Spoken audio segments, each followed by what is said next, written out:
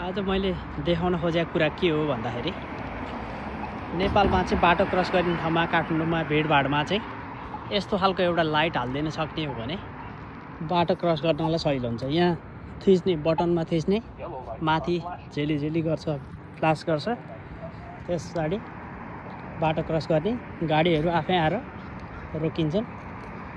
जबसम्म चाहिँ हामी बाटो काटिसक्दैनौँ तबसम्म